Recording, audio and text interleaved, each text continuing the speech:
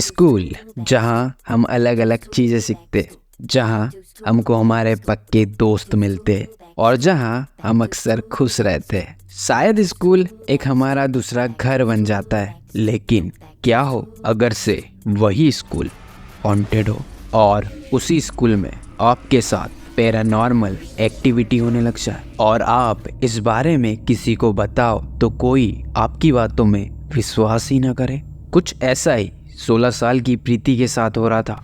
तो मैं हूँ जतिन और आप देख रहे हो हॉरियंस का horror show the horror experience, जहाँ मैं आपके साथ घटे हॉरर इंसिडेंट सुनाता हूँ। तो अगर आप भी चाहते हो कि मैं आपकी स्टोरी सुनाऊं तो मैंने डिस्क्रिप्शन में अपनी जीमेल आईडी दी है, आप चाहो तो इसमें अपनी स्टोरी भेज सकते हो।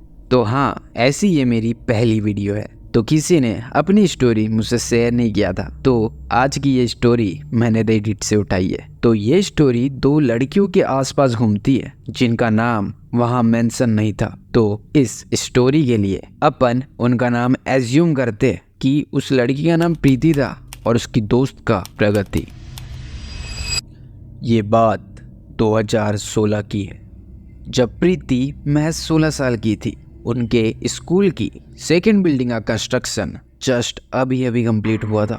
जिस लैंड में उस बिल्डिंग का कंस्ट्रक्शन हुआ था वो लैंड डिस्प्यूटेड था, जिसकी एक अलग ही कहानी है जो वहाँ मेंशन भी नहीं थी। उस बिल्डिंग में एक नया ऑडिटोरियम भी बनाया गया था जिसमें एक दरवाजा था और उस दरवाजे में ग्लास का एक छोटा सा ट्रांसपेरेंट पैनल लगा हुआ था, जहां से वो ऑडिटोरियम पूरा दिखाई देता था। और उसके पीछे एक खुला मंच था जहां उनके स्कूल की एनुअल फंक्शन की परफॉर्मेंस थी। प्रीति की दोस्त प्रगति, जो उसके साथ एनुअल फंक्शन की प्रैक्टिस कर रही थी, उसे हमेशा उस बिल्डिंग के ऑडिटोरियम से अलग सी नेगेटिव एनर्जी की वाइब आती थी। उनके एनुअल फंक्शन से एक सप्ताह पहले प्रीति और उसकी दोस्त कंप्यूटर लैब में थे, जो उस बिल्डिंग की पहली मंजिल पर थी। प्रीति की दोस्त प्रगति जब कंप्यूटर चालू कर रही थी तो उसने अपनी स्क्रीन में एक अनजान सी परछाई को देखा।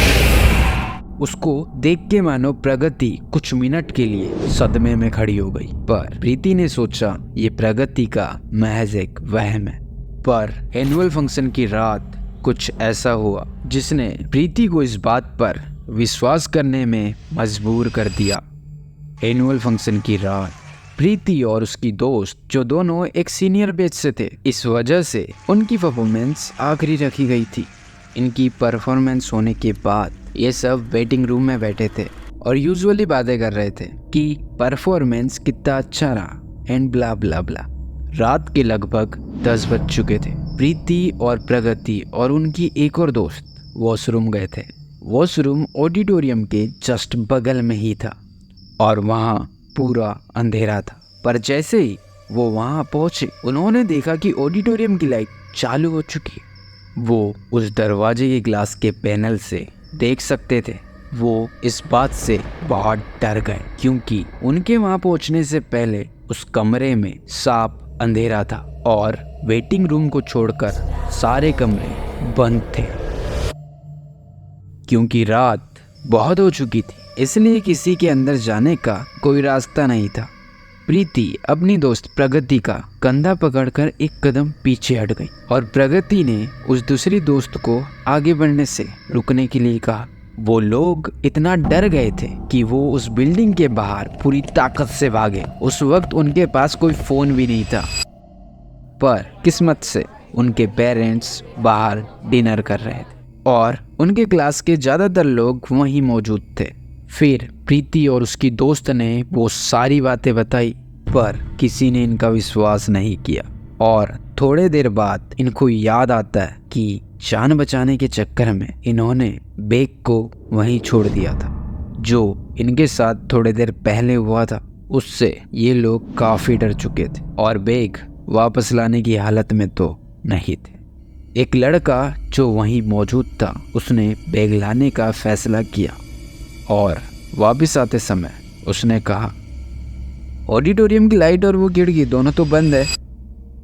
तो ये वीडियो अगर से आपको अच्छी लग रही है और आपको ऐसी वीडियो देखना पसंद है तो वेलकम टू द हॉरियंस।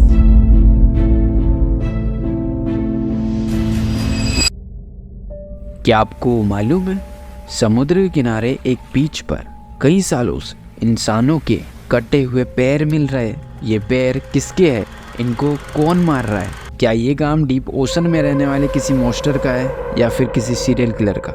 ये जानना है तो राइट वाली वीडियो में क्लिक करके देख लो, और अगर से आपको छलावे के बारे में जानना है तो लेफ्ट वाली वीडियो में क्लिक करके देख लो।